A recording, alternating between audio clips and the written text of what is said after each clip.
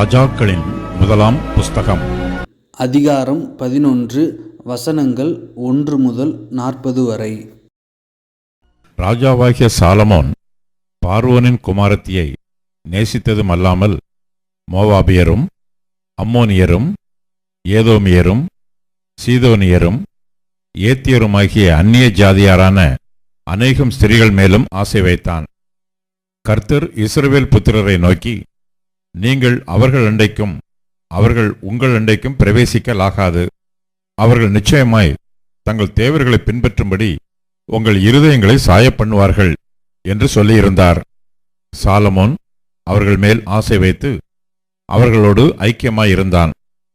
அவனுக்கு பிரபுக்கள் குலமான 700 மனையாட்டிகளும் 300 மறுமனையாட்டிகளும் இருந்தார்கள். அவனுடைய ஸ்திரீகள் அவன் இருதயத்தை வழுவிப்போக பண்ணினார்கள். சாலமோன் வயது சென்றபோது அவனுடைய மனைவிகள் அவன் இருதயத்தை அந்நிய தேவர்களை பின்பற்றும்படி சாய பண்ணினார்கள். அதனால் அவனுடைய இருதயம் அவன் தகப்பனாகிய தாவீதின் இருதயத்தைப் போல தன் தேவனாகிய கர்த்தரோடே உத்தமமாயிருக்கவில்லை. சாலமோன் சீதோனியரின் தேவியாகிய அஸ்தரோத்தையும் அம்மோனியரின் அருவருப்பாகிய மில்கோமையும் பின்பற்றினான். சாலமோன் தன் தகப்பனாகிய தாவீதைப் போல கர்த்தரை பூரணமாய் பின்பற்றாமல் கர்த்தரின் பார்வைக்கு பொல்லாப்பானதை செய்தான். அப்பொழுது சாலமோன் எருசலேமுக்கு எதிரான மலையிலே மோவாபியரின் அருவருப்பாகிய காமோசுக்கும் அம்மோன் புத்திரரின் அருவருப்பாகிய மோளேகுக்கும் மேடையை கட்டினான். இப்படியே தங்கள் தேவர்களுக்கு தூபம் காட்டி பலியிடுகிற அந்நிய ஜாதியாரான தன் ஸ்திரீகள் எல்லாருக்காகவும் செய்தான். ஆகையால் இஸ்ரவேலின் தேவனாகிய கர்த்தர் சாலமோனுக்கு 2 விசை தரிசனமாகி அந்நிய தேவர்களை பின்பற்ற வேண்டாம் என்று கட்டளையிட்டிருந்தும் அவன் கர்த்தரை விட்டு தன் இருதயத்தை திருப்பி அவர் கற்பித்ததை கைக்கொள்ளாமற் போனதினால் கர்த்தர் அவன் மேல் கோபமானார். ஆகையால் கர்த்தர் சாலமோனை நோக்கி, நான் உனக்கு கட்டளையிட்ட என் உடன்படிக்கையையும் என் கட்டளைகளையும் நீ கைக்கொள்ளாமற் போய் இந்த காரியத்தை செய்தபடினால் ராஜ்யபாரத்தை உன்னிடத்திலிருந்து பிடுங்கி அதை உன் ஊழியக்காரனுக்கு கொடுப்பேன். ஆகிலும் உன் தகப்பனாகிய தாவீதின் நிமித்தம் நான் அதை உன் நாட்களிலே செய்வதில்லை. உன் குமாரனுடைய கையினின்று அதை பிடுங்குவேன்.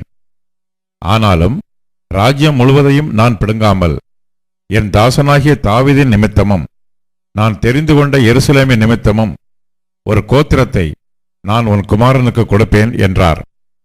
கர்த்தர் ஏதோமியனாகிய ஆதாத் என்னும் ஒரு விரோதியை சாலமோனுக்கு எழுப்பினார். இவன் ஏதோமிலிருந்த ராஜகுலமானவன்.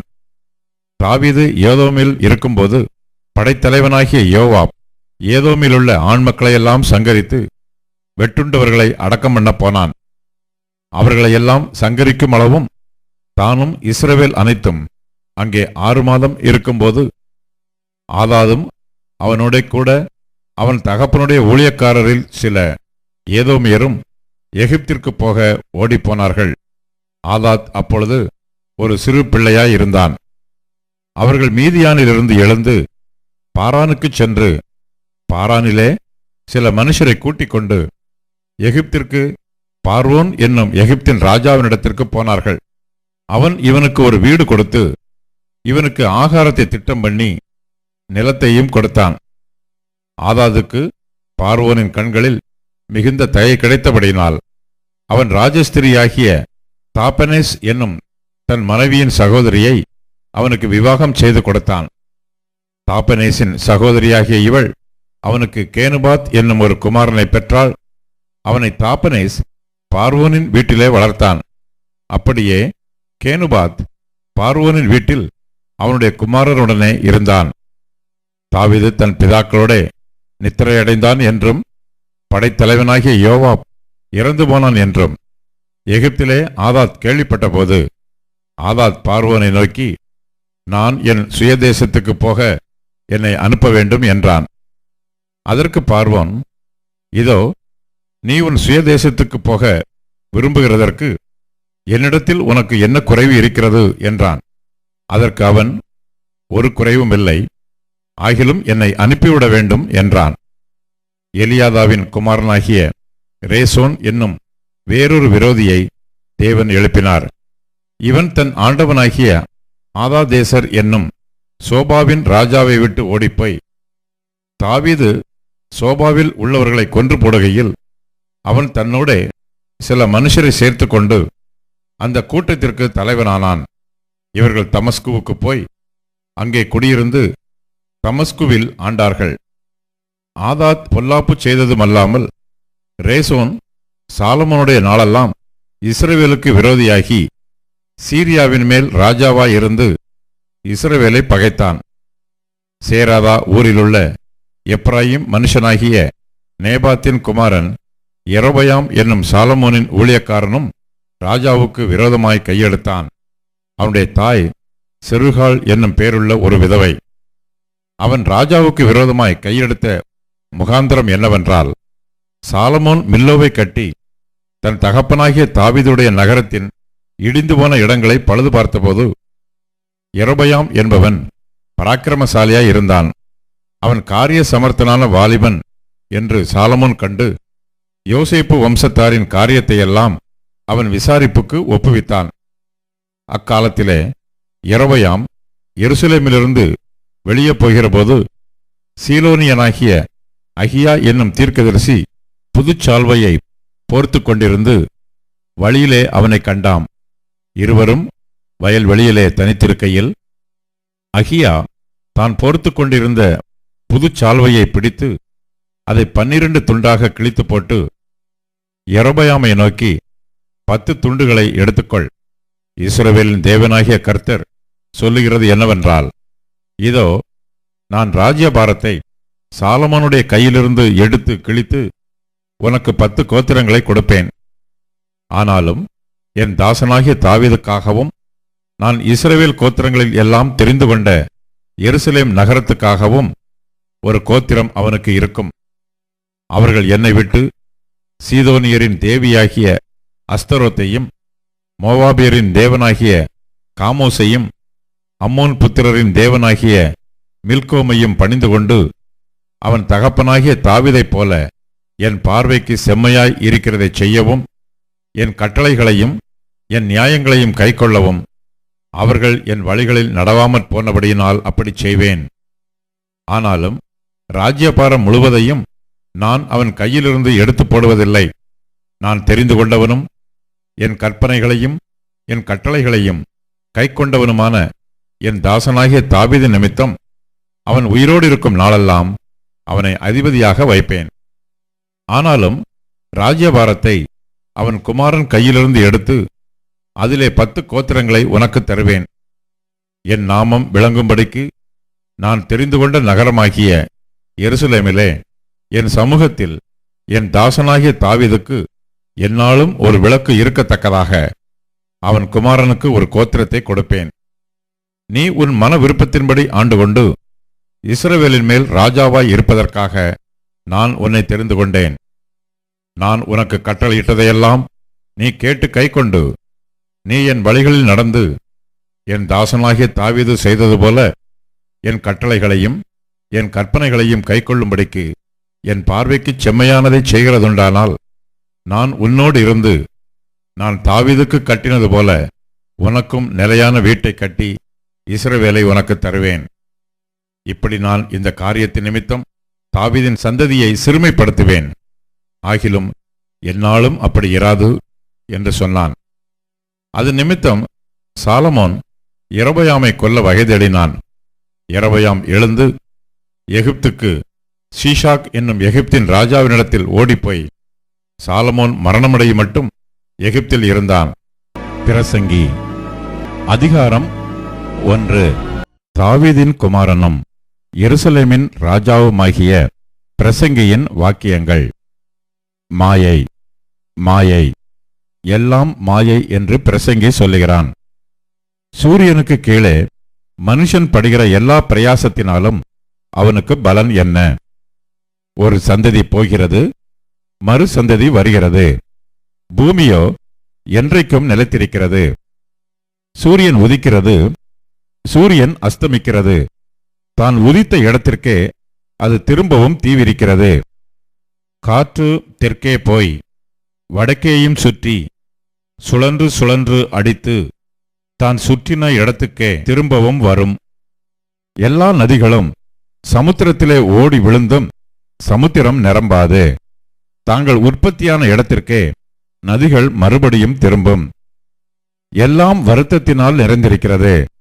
அது மனுஷரால் சொல்லி முடியாது. காண்கிறதினால் கண் திருப்தியாகிறதில்லை, கேட்கிறதினால் செவி நிரப்பப்படுகிறதும் இல்லை. முன் இருந்ததே இனிமேலும் இருக்கும், முன் செய்யப்பட்டதே பின்னும் செய்யப்படும். சூரியனுக்கு கீழே நூதனமானது ஒன்றுமில்லை. இதைப் பார், இது நூதனம் என்று சொல்லப்படத்தக்க காரியம் ஒன்றுண்டோ? அது நமக்கு முன்னுள்ள பூர்வ காலங்களிலும் இருந்ததே. முன் இருந்தவைகளைப் பற்றி ஞாபகம் இல்லை. அப்படியே பின்வரும் காரியங்களைப் பற்றியும் இனிமேல் இருப்பவர்களுக்கு ஞாபகம் இராது. பிரசங்கியாகிய நான் எருசலேமில் இஸ்ரவேலருக்கு ராஜாவாயிருந்தேன். வானத்தின் கீழ் நடப்பதையெல்லாம் ஞானமாய் விசாரித்து ஆராய்ச்சி செய்கிறதற்கு என் மனதை பிரயோகம் பண்ணினேன். மனுபுத்திரர் இந்த கடுந்தொல்லையில் அடிபடும்படிக்கு தேவன் அதை அவர்களுக்கு நியமித்திருக்கிறார். சூரியனுக்கு கீழே செய்யப்படுகிற காரியங்களையெல்லாம் கவனித்து பார்த்தேன். இதோ எல்லா மாயையும் மனதுக்குச் சஞ்சலமுமாயிருக்கிறது. கோணலானதை நேராக்கக் கூடாது, குறைவானதை எண்ணி முடியாது.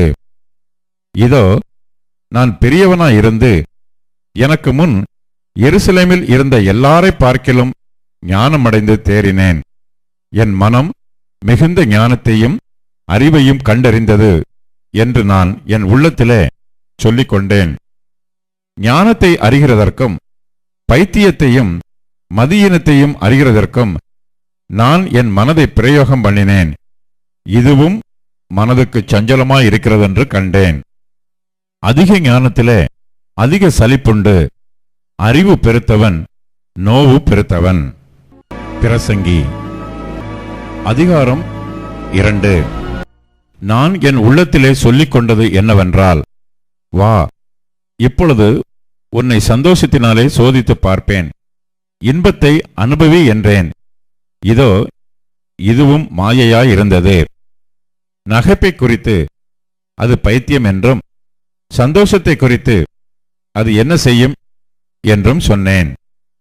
வானத்தின் கீழ் மனுபுத்திரர் உயிரோடு இருக்கும் நாளளவும் பெற்று அனுபவிக்கத்தக்கது இன்னதென்று அறியும் பொருட்டு என் இருதயத்தை ஞானத்தால் தேற்றிக் கொண்டிருக்கும் போதே நான் என் தேகத்தை மதுபானத்தால் சீராட்டிக் கொண்டிருக்கவும் மதியினத்தை பற்றி கொண்டிருக்கவும் என் உள்ளத்தில் வகை தேடினேன். நான் பெரிய வேலைகளைச் செய்தேன். எனக்காக வீடுகளை கட்டினேன், திராட்சத் தோட்டங்களை நாட்டினேன். எனக்காக தோட்டங்களையும் சிங்கார வனங்களையும் உண்டாக்கி அவைகளில் சகல வகை கனி விருட்சங்களையும் நாட்டினேன். மரங்கள் பயிராகும் தோப்புக்கு நீர் பாய்ச்சுகிறதற்கு குளங்களை உண்டு பண்ணினேன். வேலைக்காரரையும் வேலைக்காரிகளையும் சம்பாதித்தேன். வீட்டிலும் வேலைக்காரர் பிறந்தார்கள். எனக்கு முன் எருசலேமில் இருந்த எல்லாரை பார்க்கிலும் ஆடு மாடு முதலான திரண்ட ஆஸ்திகள் எனக்கு இருந்தது. வெள்ளியையும் பொன்னையும் ராஜ சம்பத்தையும் மாகாணங்களிலுள்ள பொருள்களையும் சேகரித்தேன். சங்கீதக்காரரையும் சங்கீதக்காரிகளையும் மனுபுத்திரருக்கு இன்பமான பலவித வாத்தியங்களையும் சம்பாதித்தேன். எனக்கு முன் எருசலேமில் இருந்த எல்லாரை பார்க்கிலும் நான் பெரியவனும் திரவிய சம்பன்னனும் ஆனேன். என் ஞானமும் என்னோட கூட இருந்தது. என் கண்கள் இச்சித்தவைகளில் ஒன்றையும் நான் அவைகளுக்கு தடை பண்ணவில்லை. என் இருதயத்துக்கு ஒரு சந்தோஷத்தையும் நான் வேண்டாம் என்று விலக்கவில்லை. நான் செய்த முயற்சிகளிலெல்லாம் என் மனம் மகிழ்ச்சி கொண்டிருந்தது. இதுவே என் பிரயாசங்கள் எல்லாவற்றினாலும் எனக்கு வந்த பலன். என் கைகள் செய்த சகல வேலைகளையும் நான் பட்ட எல்லா பிரயாசத்தையும் கண்ணோக்கி பார்த்தேன். இதோ எல்லாம் மாயையும் மனதுக்கு சஞ்சலமுமாயிருந்தது. சூரியனுக்கு கீழே பலன் ஒன்றுமில்லை. பின்பு நான் ஞானமானது என்ன என்றும் பைத்தியமும் மதியனமும் என்ன என்றும் பார்த்து அறியும்படி திரும்பினேன். ராஜாவுக்கு பின்வரும் மனுஷன் என்ன செய்யக்கூடும்? செய்ததையே செய்வான். இருளை பார்க்கிலும் வெளிச்சம் எவ்வளவு உத்தமமோ அவ்வளவாய் மதியினத்தை பார்க்கிலும் ஞானம் உத்தமம் என்று கண்டேன். ஞானியின் கண்கள் அவன் முகத்திலே இருக்கிறது, மூடனோ இருளிலே நடக்கிறான். ஆகிலும் அவர்கள் எல்லோருக்கும் ஒரே விதமாய் சம்பவிக்கிறதென்று கண்டேன். மூடனுக்கு சம்பவிக்கிறது போல எனக்கும் சம்பவிக்கிறதே. அப்படி இருக்க நான் அதிக ஞானம் அடைந்ததினால் காரியம் என்ன என்று சிந்தித்தேன். இதுவும் மாயை என்று என் உள்ளத்தில் எண்ணினேன். மூடன் என்றாலும் ஞானி என்றாலும் என்றைக்கும் நினைவில் இருப்பதில்லை. இப்பொழுது இருக்கிறதெல்லாம் வருங்காலத்தில் மறக்கப்பட்டு போம். மூடன் எப்படி சாகிறானோ அப்படியே ஞானியும் சாகிறான். ஆகையால் இந்த ஜீவனை வெறுத்தேன். சூரியனுக்கு கீழே செய்யப்படும் கிரியையெல்லாம் எனக்கு விசனமாயிருந்தது. எல்லாம் மாயையும் மனதுக்கு சஞ்சலமுமாயிருக்கிறது. சூரியனுக்கு கீழே நான் பட்ட பிரயாசத்தை எல்லாம் வெறுத்தேன். எனக்கு பின் வரப்போகிறவனுக்கு அதை நான் வைத்து போக வேண்டியதாகுமே. அவன் புத்திமானா இருப்பானோ மூடனா இருப்பானோ அதை யார் அறிவார்? ஆகிலும் சூரியனுக்கு கீழே நான் பிரயாசப்பட்டு ஞானமாய் சம்பாதித்த சகல வஸ்துக்களின் பேரிலும் அவன் அதிகாரியாவான். இதுவும் மாயையே. ஆகையால் சூரியனுக்கு கீழே நான் பட்ட எல்லா பிரயாசத்தின் மேலுமுள்ள ஆசையை விட்டுவிட வகை பார்த்தேன். ஒருவன் புத்தி, யுக்தி, நிதானத்தோடு பிரயாசப்படுகிறான். ஆகிலும் அப்படி பிரயாசப்படாதிருந்த வேறொருவனுக்கு அவன் அதை சொந்தமாக விட்டுவிட வேண்டியதாகும். இதுவும் மாயையும் பெரிய தீங்குமாய் இருக்கிறது. மனுஷன் சூரியனுக்கு கீழே படுகிற எல்லா பிரயாசத்தினாலும் அவனுடைய இருதயத்தின் எண்ணங்களினாலும் அவனுக்கு பலன் என்ன? அவன் நாட்களெல்லாம் அலுப்புள்ளது, அவன் வேலைகள் வருத்தமுள்ளது. ராத்திரியிலும் அவன் மனதுக்கு இளைப்பாறுதல் இல்லை. இதுவும் மாயையே. மனுஷன் புசித்து குடித்து தன் பிரயாசத்தின் பலனை அனுபவிப்பதை பார்க்கிலும் அவனுக்கு ஒரு நன்மையும் இல்லை. இதுவும் தேவனுடைய கரத்திலிருந்து வருகிறது என்று நான் கண்டேன். என்னை பார்க்கிலும் சம்பிரமமாய் சாப்பிடத்தக்கவன் யார்? என்னை பார்க்கிலும் துரிதமாய் சம்பாதிக்கத்தக்கவன் யார்? தேவன் தமது பார்வைக்கு நல்லவனாய் இருக்கிறவனுக்கு ஞானத்தையும் அறிவையும் இன்பத்தையும் அளிக்கிறார். பாவம் செய்கிறவனுக்கோ தமது பார்வைக்கு நல்லவனாய் இருக்கிறவன் வசமாய் வைத்துவிட்டு போகும் பொருட்டு சேர்த்து குவித்து வைக்கும் தொல்லையை அவர் நியமித்திருக்கிறார். இதுவும் மாயையும் மனதுக்கு சஞ்சலமுமாய் இருக்கிறது.